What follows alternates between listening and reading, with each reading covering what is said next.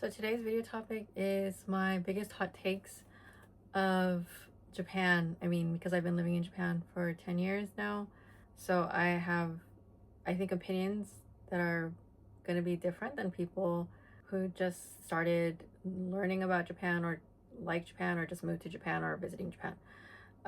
If you don't know what a hot take is, it's basically like a controversial opinion about something that goes against the general consensus of that subject. So it is gonna ruffle some feathers, but these are just my opinions and it's just supposed to be for fun. It's not something serious. It's just something that I thought would be funny to listen to.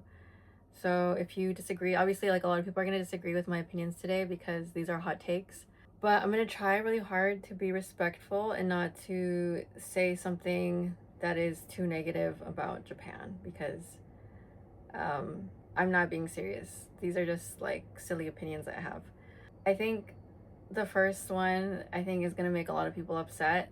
This is probably like the biggest hot take that I have, and that is that ramen is overrated. Ichiran Ramen is like the most popular chain of ramen to foreign people in like other countries. Like, they come to Japan, they want to go to Ichiran Ramen, and it's not that good. I actually don't like ramen. I think pho is better than ramen, and that's like a probably my biggest hot take. Is, yeah, I think it's overrated. It's stinky. It's just like my least favorite food. I like cup noodles more than I like ramen. But yeah, I don't really like ramen, and I don't like the obsession with ramen. I think it's just okay. It's not bad. I'll eat ramen if I'm really drunk. Yeah, ramen is overrated, I think. Okay, so I'm just gonna talk about some more serious ones, I guess. I think a lot of people say that Japan lives in the future, and I feel like Japan has futuristic toilets and everything else is not very futuristic. So, a lot of bureaucracy in Japan, you need to do things with like phone, through fax, a lot of stamps.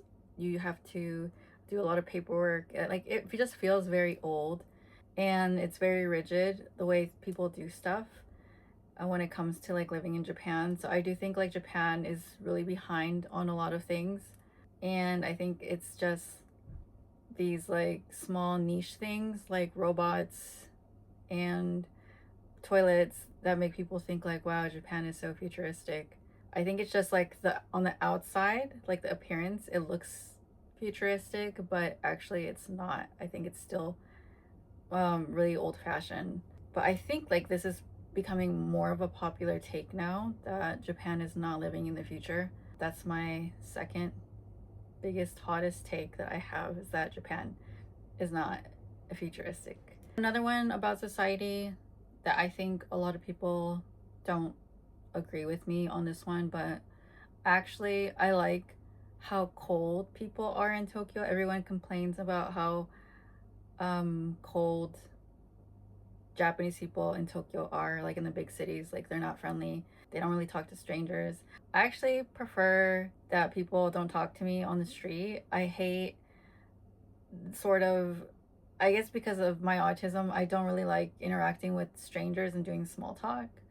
So when I was living in America, people usually just talk to you if they don't know you, and you're expected to like smile at people when you make eye contact. It's just, I like people who leave me alone and let me mind my own business. I think that it's very calming, and I feel less of this social pressure to always be socially on and ready for a conversation and ready to respond to people that I don't know. And it's very draining, I think, to live in a country where people are expected to be social, and being social is seen as a positive thing, where being introverted is seen as a negative thing. Because I feel like a lot of people are naturally introverted. They just are forced to be extroverts because people think that it's better to be an extrovert. So yeah, this is something that I actually really like about Japan is like people mind their business. They leave you alone. They don't bother you. And that is probably something that a lot of people don't like about living in Tokyo is just that you kind of become invisible when you live in a big city. And I think that's just global. Like anywhere you live, if you live in a big city, you basically become invisible. I guess another really big hot take that I have is Japanese people don't hate foreigners. And I think this is something like a lot of people expect that Japanese people don't like foreign people because of xenophobia and the rise of the right wing party in Japan.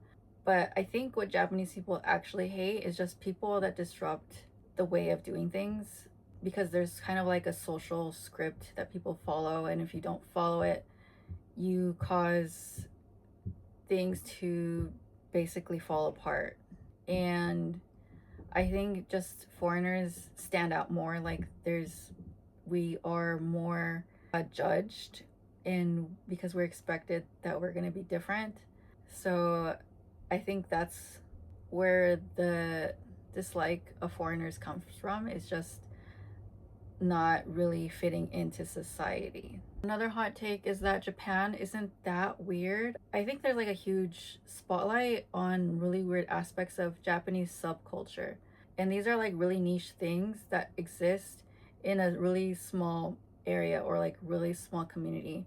And people see these videos and they think like, oh, all of Japan is like this. All of Japan likes anime and cosplay and the subculture of fashion, and it's not like that. I think there's a huge misconception about that is that Japan is like a really weird country. If you walk around, if you live here long enough, people are pretty normal. You don't really see a lot of weird stuff happening if you compare it to your own country. I'm from Los Angeles and I would see a lot of crazy things probably on a more daily basis than I do in Japan. I think when it happens in Japan, it just stands out more because people are usually orderly. So, yeah, I don't think Japan is that weird. I guess another hot take that I have is that people think Japanese apartments are minimal, and I don't think that's the case. I don't think Japan has like this obsession with minimalism. I think that Japan has this need for efficiency in small spaces. So, of course, if you live in a tiny apartment, like it's going to be minimal just because there's no space to have things. Like there's not going to be space for storage or for cooking or for like anything. So, the space is made to save space, not really to be aesthetically minimal. I think another hot take that I have is that Japanese people are not shy. I think that this is like a huge generalization of Japanese people. I do think that people in Tokyo are just very tired of the stresses of working overtime because there's no like work life balance in Japan really. People are overworked to death. So people are just exhausted and they don't want to have to deal with people on a daily basis outside of work. So they're not going to talk to you. They don't want to have a conversation. They're tired. They want to go home. They they are basically exhausted, and I don't think that it's shyness. I think also because like if you're a foreigner, they tend to be afraid of because they can't speak your language or they think that you don't speak Japanese or there'll be a miscommunication. Anything like that's unknown is scary to people and they just avoid it if they can because they don't want to go outside of the social script that they're used to. So yeah, I don't think Japanese people are actually shy. I think that they're just exhausted. And it's not funny. I'm just laughing because it's kind of like this stereotype that Japanese people always say about themselves. It's like, oh, we're shy. I've met a lot of people who are not shy. And I think people just don't want to talk and they don't want to be social. So they just say, like, I'm shy. So they don't have to really do anything to communicate. I think another hot take that I have is about there's a stereotype that people who move to Japan because they like anime. And I've met so many foreigners who don't like anime and they don't have any interest in Japanese subcultures or dramas or music. They live here because they have to, like their jobs send them to live here, or they have family here, or they met their partner who is Japanese and they moved here, or they moved here for a better life, basically. I think this is like a stereotype that exists for people in the West, but it's not true because I've met so many foreigners who are here because they're here on business, or they're here because they like other aspects of Japanese culture. I feel like not everyone who comes here is really obsessed with anime. I I don't know if that's like necessarily good or bad, but I think there's like a huge variety of foreigners you can find in Japan. They're not all gonna be like passport bros or weebs who like Japan for the kawaii stuff like I do. Another hot take I have is that people say crime doesn't exist in Japan, and I think this is not true. I think that there is a lot of undocumented crimes, like a lot of unreported crimes that happen because people don't want to come forward because they don't want to disrupt the way things are going in society. So like a lot of women who get sexually assaulted won't say anything because they're afraid of the backlash they'll receive for causing a scene or for trying to do something about what happened to them. And they also get treated like criminals sometimes. They get asked to recreate like the scenario, and a lot of times they can't really do anything about it. So women tend to not report crimes that are about sexual assault or domestic violence. And I think that in general, Japan is a safe country, but people overestimate how safe it is for women. I think every country has, I mean, to be 100% honest, I don't think there's any country that's going to be 100% safe for women. I know there's a lot of countries that are much more dangerous, and there's countries that are less dangerous, but being a woman and living alone is really not safe anywhere you go. And I think a lot of people underestimate, or they overestimate. They just take it for granted sometimes because everyone says how safe Japan is. And I think you have to keep your guard up. Even if Japan is a safe country, you still have to be cautious about living alone or being alone when you're a woman traveling in Japan. I guess I have a few more hot takes, but they're not really controversial. So a lot of people are hating on Don Quixote. A lot of people are saying Don Quixote is overhyped. And if you don't know what Don Quixote is, it's basically like the Walmart of Japan. It's open 24 hours and they have everything there. People complain that the prices there are higher than other places, but it's open 24 hours and they have everything there. It sucks going to a Mega Don Quixote like in the city because a lot of people will go there, like a lot of tourists will go there, and it's overcrowded and it's hard. It's basically like hell. Like I hate going to Don Quixote in Shibuya. Like I would never step foot in that one again. But it is very convenient, I think, if you don't live in Shibuya or anywhere where there's a lot of tourists. It's a really fun, enjoyable experience to go to Don Quixote 3 in the morning and go shopping. I used to do that all the time, and you can find everything there. So I don't think it's overhyped. I don't think it's overrated. I think it probably is overrated if you live in the big city. Like if you live in Tokyo, you don't need a Don Quixote because you can basically find everything in Tokyo. There's shops for everything in Tokyo, so you can just walk a couple of minutes and go and get what you really need somewhere else. You don't need to go to a Don Quixote. But if you live in the countryside, if you live somewhere kind of far where there's not a lot of shops and there's a Don Quixote, then Don Quixote is super convenient. It's super reliable. And I would always choose to go to Don Quixote over any other place if I needed to buy something in 3 in the morning. So yeah, Don Quixote is not overrated. But on the other hand, I do think Daiso is overrated. I think there is better dollar shops in Japan. My favorite dollar store is Syria, and there's also Can Do. I don't really shop there a lot, but I definitely prefer Syria over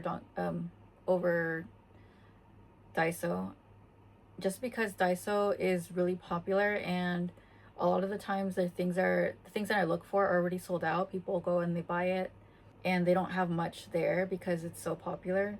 So I just stick to Syria because they have a lot of different things, especially for people that like to do crafting. And they have like nail arts. They have a lot of like little trinkets and stuff. They have much more character goods as well. So I'd always prefer that over Daiso. I guess another thing is convenience store foods are overrated. I don't think convenience store foods are that good, and convenience stores are expensive. I kind of am an expert of convenience store foods because there is no supermarket where I live. It just only recently we opened a supermarket here, so I was always shopping at the convenience store for my foods, and it sucks. I think a lot of people that come to Japan just are used to eating not good food. So when they eat convenience store food, I mean, it's gonna be a big surprise to them that it's not that. I mean, because if you eat convenience store foods in America, it's basically unedible. So it's a big upgrade, I think, American convenience stores versus Japanese convenience stores. But in general, they're not that good, and I don't really understand why it's so hyped. So yeah, I guess I don't have any more hot takes. I think that's about it for this video. I didn't really get into much about the culture. I can't really think of any hot takes right now. So those are gonna be it for this video. If you have any of your own hot takes that you want to tell me in the comments, I would like to read. I want to know what your hot takes are about Japan. And that is going to be it for this video, and I will talk to you girls later.